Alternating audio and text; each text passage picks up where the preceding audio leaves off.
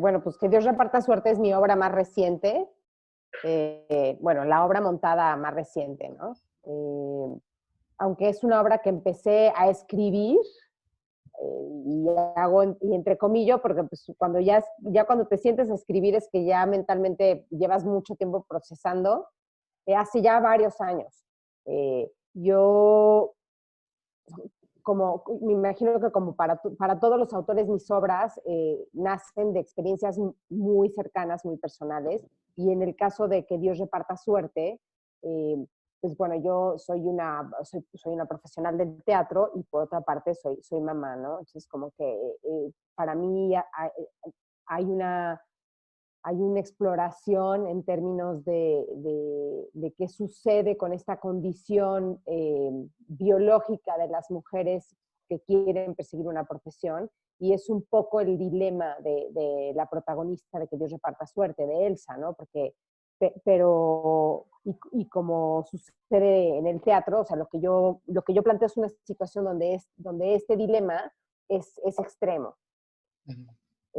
porque Elsa es torera. Entonces es prácticamente imposible perseguir o seguir creciendo profesionalmente si se opta por la maternidad. Y realmente creo que como son las cosas, que hay una parte de estructura sociocultural, donde es muy difícil para las mujeres seguir desarrollándose profesionalmente. Y creo que como toda buena pieza teatral, extrapola el problema que se vive en cualquier lugar y en cualquier rincón y en cualquier profesión. Porque lo dices muy bien, el mundo de la tauromaquia es un mundo muy masculino, pero el mundo en el que vivimos sigue siendo un lugar muy masculino, y aunque obviamente hay profesiones más amables y menos hostiles para el género femenino, sí es una batalla el tener que demostrar que somos, o sea, 5 veces más buenas que cualquier hombre para que te den un lugar, ¿no? O para que te paguen lo mismo, o para que crean en ti, para que te den una oportunidad. Y, y Camila encontró la metáfora perfecta en este mundo tan masculino que es la tauromaquia, y que aparte es, porque a lo mejor hay otras profesiones igual de masculinas, ¿no? Se habla mucho de la gastronomía, por ejemplo, que es muy difícil para una chef mujer llegar muy arriba, pero el mundo de la tauromaquia tiene además este ingrediente que es poner la vida en riesgo y, y la valentía, ¿no? Entonces, que son características que no se ligan comúnmente con lo femenino. Entonces, es todavía más difícil demostrar que no soy más débil, que sí puedo, que sí soy tan valiente y tan fuerte como tú. Y encuentra también el contrapunto perfecto en un hombre muy sensible, también criado en el mundo de la tauromaquia, pero que no quiere estar ahí adentro. Me pareció muy bonito todo eso. Creo que mi obra es una obra feminista, sin duda, pero eh, a veces como es poco, digamos que se ha reflexionado poco sobre este asunto, ¿no? Del factor biológico de perseguir la maternidad y además tener una profesión. Y me interesaba por eso un personaje como Elsa, ¿no? Que siendo torera, más allá que también se ven reflejados en la obra los aspectos socioculturales del machismo y de lo difícil que es perseguir una profesión como torear en un mundo completamente de hombres para una mujer, pero también hay un asunto de cómo parece ser que la elección, ¿no? de ser madre pues es un blanco o negro, cosa que no sucede desde un lugar biológico a un hombre. Entonces me interesaba partir de una historia, como abordar todo este conflicto, ¿no? Y así es como nace la historia de Elsa y Tomás. Me parece aparte que es una historia de amor de esas que hablan híjole, es que no me quiero poner demasiado esotérica o romántica, pero para mí hay una conexión muy bonita entre los dos personajes porque son complementos como en esencia. Eso me parece muy bonito. No solamente es una historia de amor porque se enamoran y porque se casan o porque van a tener un hijo, sino porque, o sea, no solo por la anécdota y los hechos que les van sucediendo y que se gustan, evidentemente, y que crecieron juntos, sino que se complementan en lo más básico de quienes son y hacen un gran equipo. Entonces, ese tipo de historias de amor, siento que a veces las ficciones a veces pasa que se quedan en un grado y que no van a lo más profundo y lo más esencial del amor, que podrían ser hermanos, pero ese amor sería igual de bonito y de intenso porque son almas que se complementan. Aquí sí no hay un conflicto entre ellos, ¿no? Porque son cómplices, que también eso para mí era importante, ¿no? Es una pareja que es cómplice y que lucha por, o sea, que lucha por los mismos objetivos, ¿no? Que se apoya, etcétera, pero hay cosas del entorno sociocultural y biológico, pues, que son los obstáculos, ¿no? De alguna manera, o que son las que generan el conflicto. Y esta es la historia de que Dios reparta suerte. La verdad es que sí, o sea, creo que es una obra que ha sido bien recibida eh, por el público, incluso ahorita justo me acaban de enviar o sea, me pidió, se llama Andrea Ávila, ella está en Canadá y acaba de ser traducida al inglés por Andrea y en estos días, es más, mañana, no, el viernes, habrá una lectura dramatizada por Facebook Live, porque ahora todo es digital, de la obra de Que Dios reparta suerte en inglés. Entonces, pues sí, es una obra que se ha movido rápido y bueno, además ahí está otra cosa como muy encantadora de la parte teatral de lo que es el toreo. Entonces, que eso también era interesante, para mí también era interesante llevarlo a escena, ¿no? O sea, los movimientos y todo, porque es una cosa como muy estética y a nivel escena es muy lindo verlo, ¿no? Conté con la suerte de que yo trabajo muy de cerca, o sea, he trabajado, he colaborado muchas veces y en muchas obras con Alberto Lomnitz. Aunque soy consciente que estas no son ideas que nacieron de mí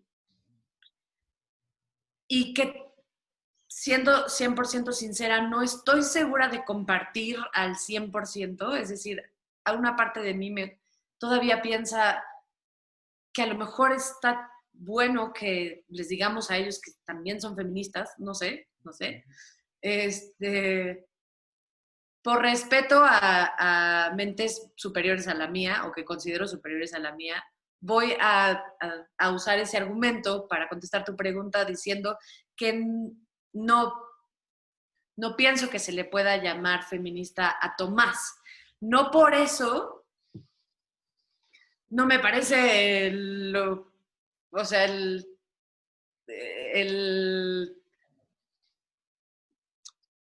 un lugar precioso de hombre, me explico, o sea, ¿cómo decirlo?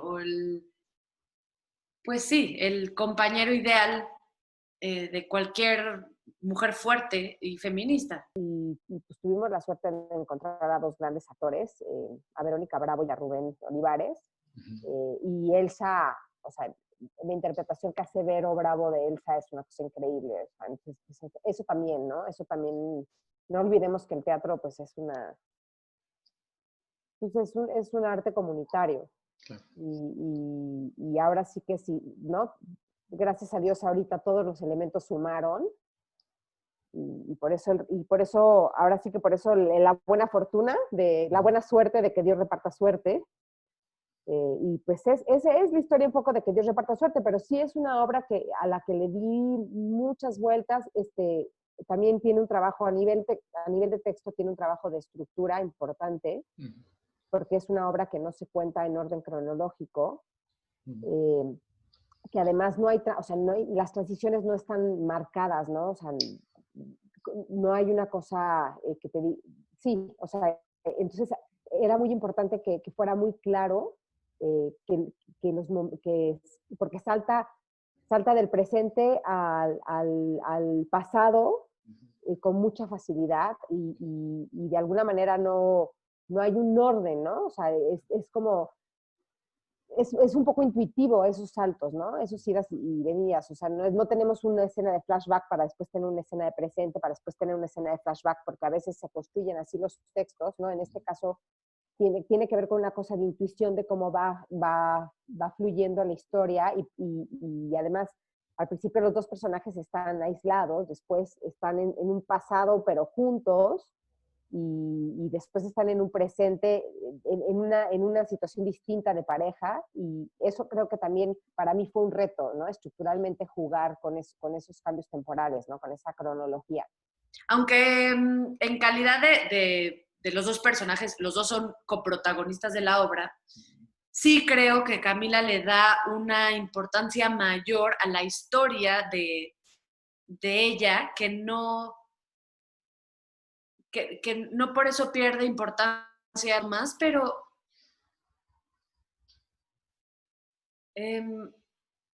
Tomás acompaña a Elsa. O sea, sí, él se baja del centro de atención que pudo haber tomado, que se esperaba de él que tomara, para que ella brillara y porque genuinamente no es su camino. Y en todas las escenas y en todos los aspectos del personaje se reitera una y otra vez que él está bien con ser compañero de ella y él está bien con ser el hombre detrás de la gran mujer. Sí.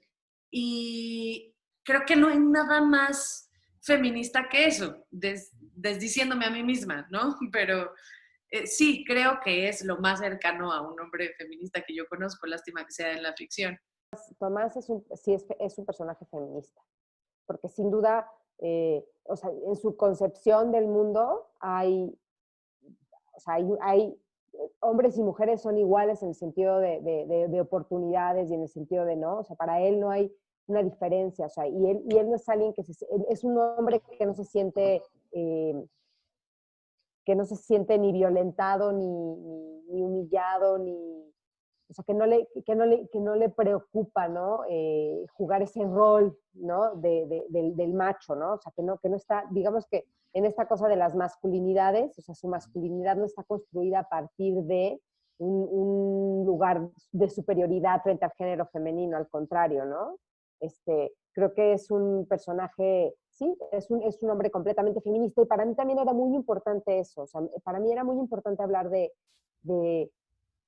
o sea, para mí era muy importante que el texto no se convirtiera en un asunto feminista de hombres contra mujeres, porque creo que es mucho más complejo, ¿no? El mayor reto, al principio, habiéndola leído por primera vez, creí que mi mayor reto iba a ser asumir el mundo de la tauromaquia como una opción.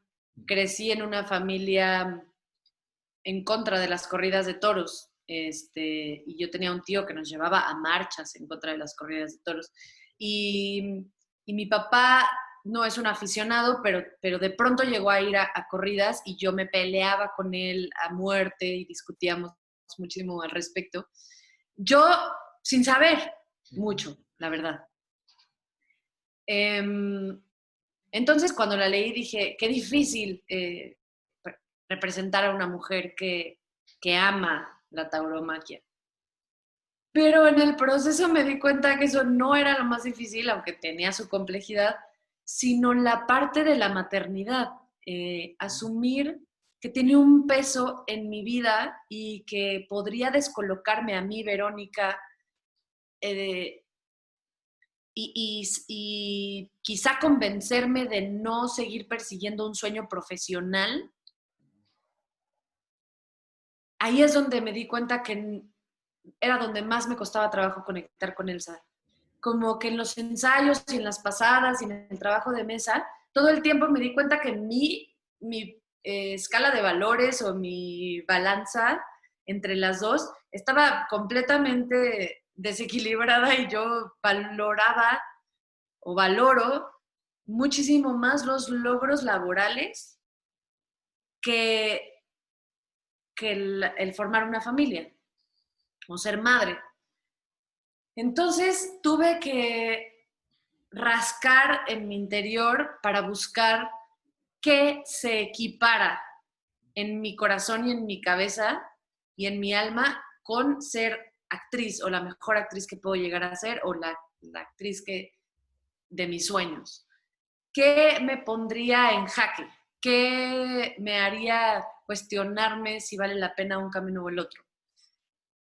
Y llegué a algo relativamente cercano a construir una familia, que es, si tuviera que escoger, en el caso hipotético, entre la persona que amo y mi carrera, ahí me pondría en jaque. Es decir, eh, eventualmente quizá formar una familia, pero específicamente este ser que yo amo y he amado, si por alguna razón yo no pudiera seguir o el seguir trabajando por mi carrera pusiera en peligro mi relación con esta persona, eh, ahí sí, sí diría, en una de esas sí, sí paro.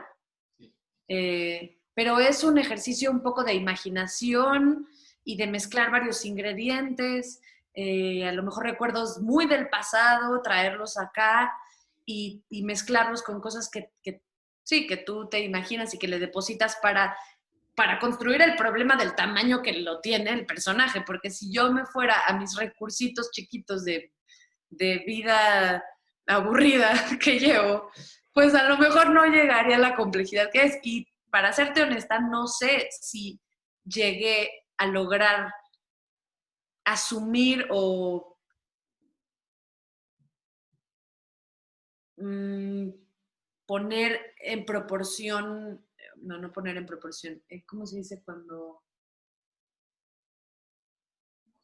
Pues sí, darle el tamaño real del problema. O sea, no sé si con esta mezcla de ingredientes que te digo, alcancé esa complejidad que sin duda vive Elsa. Pero para mí eso fue lo más difícil, encontrar, es ponerme en problemas de verdad entre una decisión u otra. Como que para mí era muy fácil. Yo decía, pues nada, pues sales, toreas y ya, que pase lo que tenga que pasar. Si lo pierdes, pues no sé, como que me parecía fácil al principio. Y sí, sin duda es una historia de pareja y de las decisiones que se toman eh, en la intimidad de la pareja, ¿no? Que tiene que ver con profesión, con proyectos de vida, con maternidad, paternidad, pero es una historia de pareja, ¿no? Enmarcada en un mundo machista, ¿no? Que eso sí también, porque sin duda hay una parte conciliatoria, como tú dices, pero también hay una parte de denuncia, porque también no es gratuito que mis personajes se desarrollen en el mundo taurino, porque el mundo taurino sigue siendo un mundo completamente machista, o sea, opera, digamos que no ha llegado al siglo XXI, ¿no? O sea, opera bajo las reglas ¿no? De lo que vivían a lo mejor nuestras abuelas, nuestras bisabuelas, ¿no? Donde la mujer en su casa a cocinar y, ¿no? Es un poco la visión del mundo taurino y entonces que se ha ido matizando y suavizando, pero pues todavía no estamos donde queremos estar como sociedad. Y me interesaba un poco también eso, ¿no? O sea, mostrar cómo existe, y hay mujeres toreras, ¿no? Pero mujeres toreras que se desarrollan en estos mundos absolutamente machistas.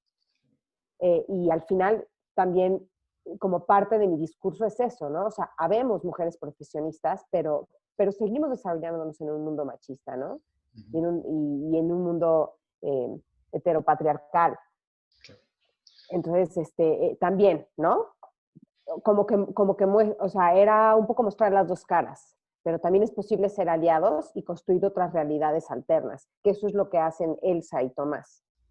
También siento que Camila escribe personajes, sobre todo femeninos, bueno, no sobre todo, supongo que los masculinos también, pero bueno.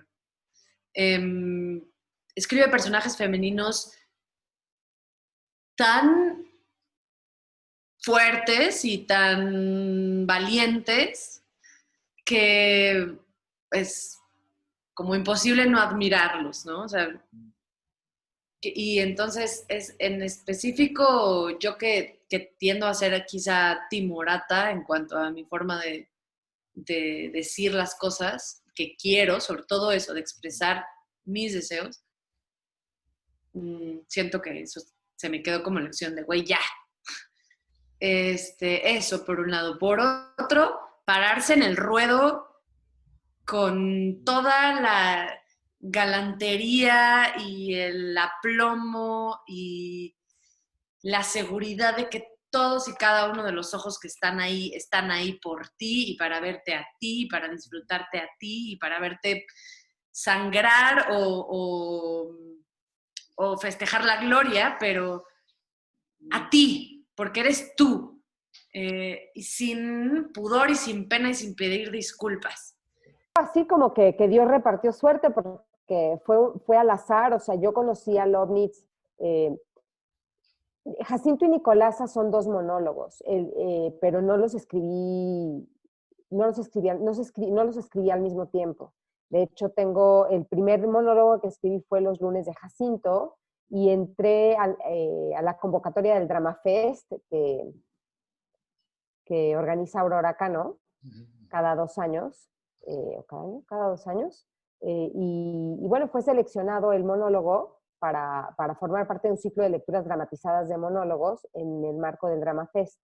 Ya no me acuerdo el año porque soy muy mala para las fechas, pero en ese entonces Drama Fest se encargaba de enviar los textos a distintos directores para ver si les interesaba o sea, dirigir las lecturas dramatizadas de los diferentes textos que habían sido seleccionados.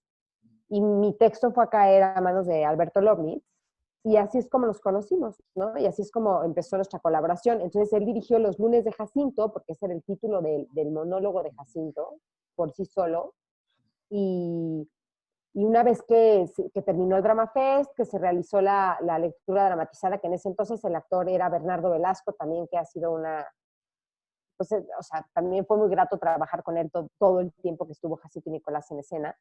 Eh, Él me pide, porque me pide que escriba un segundo monólogo para poder hacer o sea, para montar los dos monólogos, porque el monólogo por sí solo, el de Jacinto, pues era un poco corto, ¿no? Entonces, pues estábamos buscando a lo mejor una extensión más larga para el teatro, y entonces escribo Nicolás, o sea, el monólogo de Nicolás, su título original es Nicolás Sueña.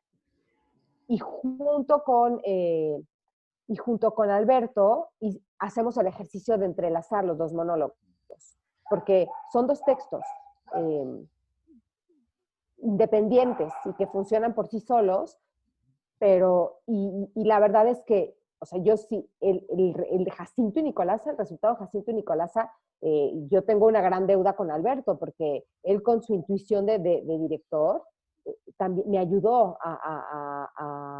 pues a entrelazarlos tal cual, ¿no? A ver dónde entraba la voz de Jacinto y dónde entraba la voz de Nicolasa, y hacer este ejercicio, y el resultado es Jacinto y Nicolasa, que sí, que es una obra pues que para mí es una obra, o sea, que está muy cercana a o sea, es de estas obras muy queridas, o sea, uno habla, ¿no? Yo pienso en mis obras casi como mis hijos, o sea, que, ¿no? Y esta es, siempre lo he dicho y lo seguiré diciendo, a menos de que escriba otra cosa algún día que desbanque a Jacinto y Nicolasa, pero es mi hijo predilecto, porque pues nace eh, de una experiencia, de esos puntos de inflexión que tenemos en la vida, ¿no? De estas experiencias que nos cambian la forma de ver las cosas. Yo estuve un par de años viviendo en la Sierra Tarahumara, trabajando en comunidades rarámuris, y, de esa experiencia, años después, nacen los textos de Jacinto y Nicolasa. Entonces, pues ¿no? O sea, son como, digamos, la conclusión, el cierre de todo un periodo de mi vida que fue muy, muy importante y que me marcó, que marcó de alguna manera mi cosmovisión de las cosas, ¿no? Entonces, ese es Jacinto y Nicolás. Y bueno, y además, eh, desafortunadamente, porque es un texto duro, porque habla de las injusticias, ¿no? Habla de la corrupción de nuestro país, habla o sea, del maltrato a las comunidades indígenas, habla de desapariciones, habla o sea, de niños que son obligados a entrar al narco como sicarios, habla de, ¿no? Habla de cosas terribles que pasan, ¿no? También, o sea, o sea, que nunca se aclara y bueno, ya, o sea, quien conoce la obra, el texto, pues hay un momento donde entendemos los motivos por los cuales Jacinto hizo lo que hizo o los intuimos, y entonces pues también, ¿no? Habla o abre la puerta a estas realidades espantosas que son parte de nuestra cotidianidad, desafortunadamente, en este país. Y siendo un texto, digamos, viejo, ¿no? Sigue siendo o sea, viejo en el sentido que fue de los primeros textos que yo escribí, continúa siendo un texto muy actual, desafortunadamente. Entonces, pues es un texto que creo que ha tenido la fortuna de decirnos cosas, ¿no? Y de decir cosas a los espectadores. Para mí, todas las temporadas que ha tenido Jacinto Nicolás han sido pues conmovedoras realmente, porque la gente sale de ahí y sale pues, movida. Entonces, pues, ¿qué más puede pedir alguien? O sea, un autor de teatro, ¿qué más puede pedir, no? O sea, que te toque de alguna manera fibras importantes, eso que estás viendo, ¿no? Y bueno, y eso además es eso, o sea, eso que representa para mí Jacinto y Nicolasa, lo veo que se logra transmitir. Entonces, para mí, Jacinto y Nicolasa por eso es, digamos, mi hijo predilecto. Y bueno, pues sí, ha ido y venido a muchísimos lugares, ¿no? Ha tenido muchas temporadas en la Ciudad de México, alrededor de la República, estuvo en Portugal. Recientemente fue traducida en Nueva York, en The Lark. Se tradujo, trabajé con Daniel Jaques, es el traductor de la obra de Jacinto y Nicolasa, que el título en inglés queda como Raramuri Dreams. Okay. Tuvo una lectura dramatizada en Nueva York y ahora estaría yo en un par de meses volando a Nueva York, pero la pandemia lo va a impedir. Va a tener una lectura dramatizada en un festival que organiza, en un festival de dramaturgos internacionales que organiza la Universidad de Columbia, la Escuela de Artes de la Universidad de Columbia de Nueva York. Y bueno, se va a hacer por vía virtual. Esa es una buena noticia. La mala noticia es que para mí era como, pues muy emocionante, ¿no? Poder estar se hacía en un foro donde han estado Patti Smith y bueno, autores increíbles. Pero bueno, se hará virtual y esa es Jacinto y Nicolasa un poquito solo ha ido abriéndose camino porque creo que todavía tiene muchas cosas que decir y ahí está, ¿no? Camila obviamente había hecho muchas cosas antes de hacer esto, pero yo honestamente, ya ella me callará la boca, si no es así, creo que esta fue como la patada que la lanzó así de wow, ¿no? O sea, con esta obra le fue muy bien, por muchas cosas. Porque la verdad es que esta obra fue un regalo para todas y todos los que estuvimos ahí. Y ella era una persona que, o sea, yo justo me puse aquí para que estuviera cerca como el cuadro que me hizo mi papá de la obra.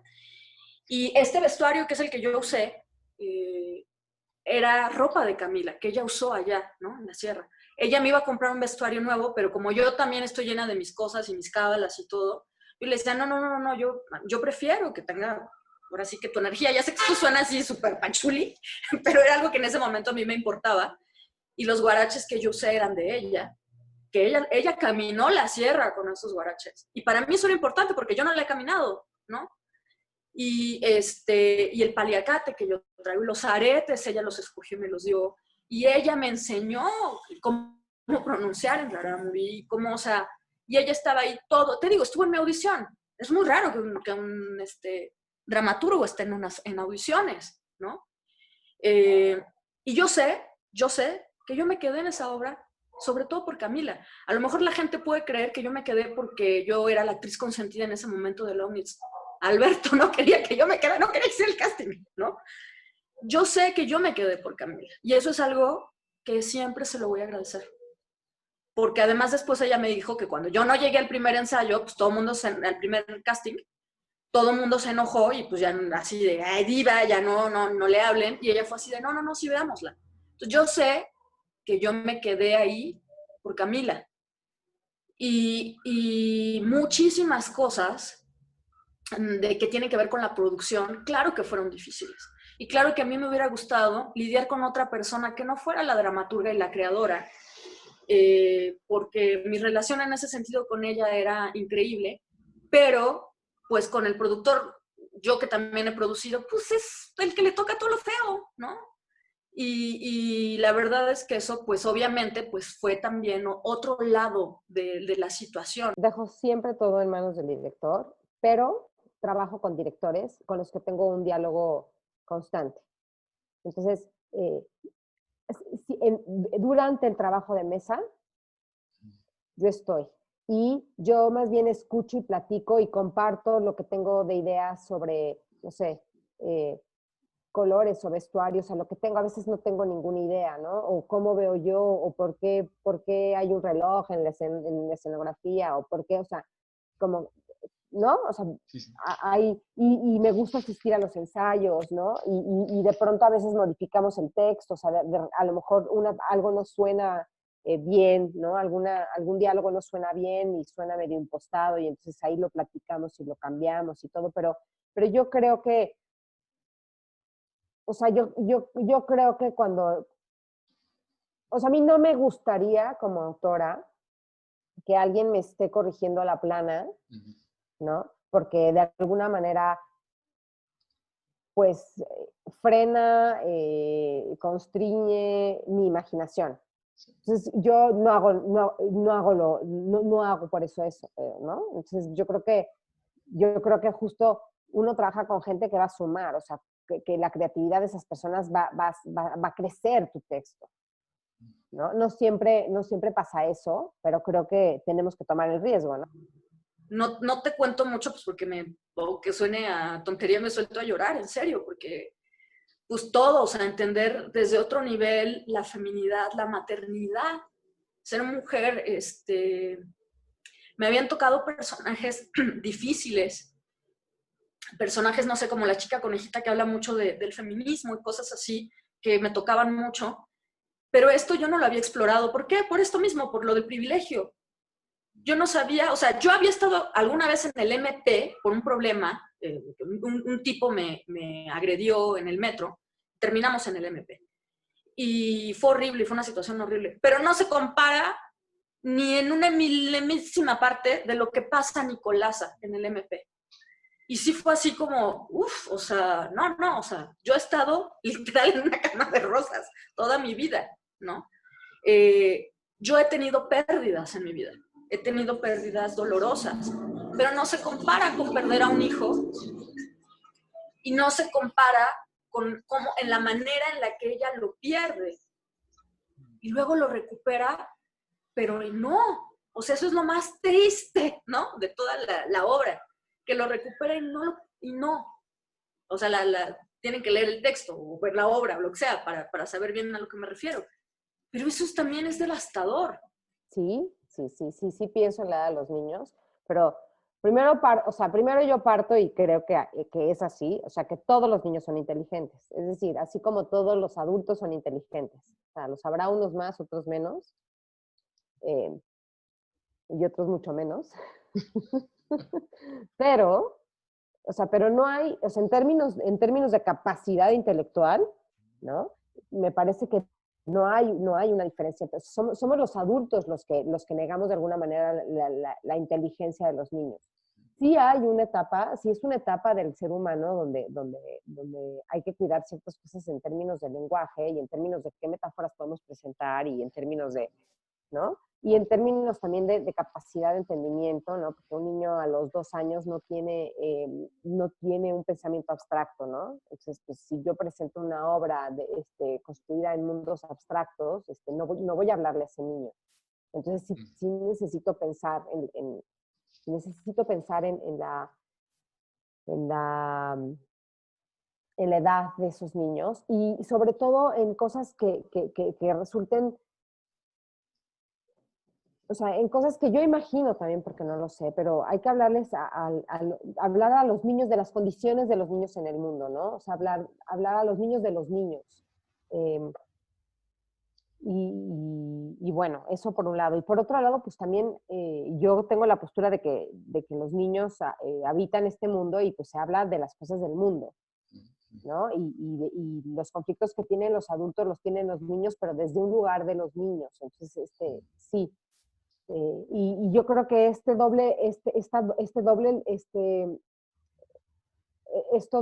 duplicidad, ¿no? De tener un espectador adulto y un espectador niño en las obras, que yo insisto en que las obras para todo público, o sea, las obras de teatro son las obras para niños, o sea, las otras tendrían que ser obras de teatro para adultos, o sea, porque finalmente las obras de teatro para niños no excluyen a nadie, ¿no? Ahí sí, para que veas, sí, ahí sí me gustaría discutir la categoría. Yo diría que las obras para adultos, o sea, que las obras de teatro, las que tendrían que tener esta especificación son las que son para adultos, porque las otras son obras de teatro, o sea, son para todos, no excluyen a nadie. Y en esa cosa de no excluyen a nadie es que hablan a todos. Yo creo que es importante que hablen a todos. Claro, cuando vemos estas obras que tú dices para niños que no son inteligentes, que en realidad ahí los que no son tan inteligentes son los autores, porque tienen una construcción de los niños que no es. Cuando vemos esas obras, pues claro, como adultos nos aburre, pero a los niños también les aburren, ¿eh? O sea, no nos equivoquemos, estamos pensando que al niño le gustó la obra de cómo hay que lavarse los dientes todas las mañanas y al adulto le pareció chocantísima, al niño también le pareció chocantísima. Entonces, cuando hablamos de cosas interesantes que apelan a todos y a que, desde un lugar donde el niño pueda comprender y que no violente también o sea, porque hay cosas que no se pueden presentar de manera cruda como a lo mejor se presenta en un teatro para adultos, ¿no? O sea, no podemos hablar del incesto con la apertura que se habla o con el lenguaje con el que abordaríamos una obra sobre el incesto en teatro para adultos y cuando esa obra está dirigida a niños de 6 años. Entonces ahí sí hay un cuidado en el lenguaje y yo creo que incluso resulta un poco más difícil porque hay que construir metáforas para hablar de eso, o sea, sin disfrazarlo porque estamos hablando de eso, pero de manera que no violentemos también, ¿no? La etapa de vida en la que están esos espectadores. Camila, para mí, claro que es una de las dramaturgas contemporáneas vivas, más lúcidas, porque siendo una persona que nació probablemente en un lugar privilegiado, supo hacer eso a un lado, realmente, para, o sea, como darle la vuelta. Ella usa sus privilegios para hablar de las personas que no los tienen. Ella, no habla de gente de varo, de dinero o cosas así. Ella habla de cosas de las que mucha gente no habla. Su teatro no es aspiracional, como muchos de la dramaturgia joven quiere ser.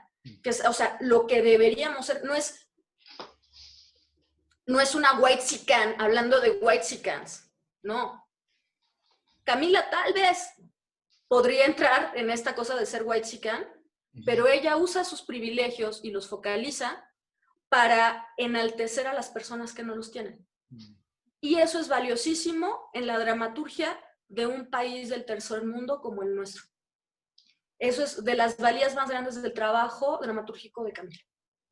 O sea, que vayan al teatro, pero sobre todo no sé, yo creo que el teatro memorable, digamos, nace como de una cuestión de empatía con el otro. O sea, si uno no empatiza con ese otro, ¿no?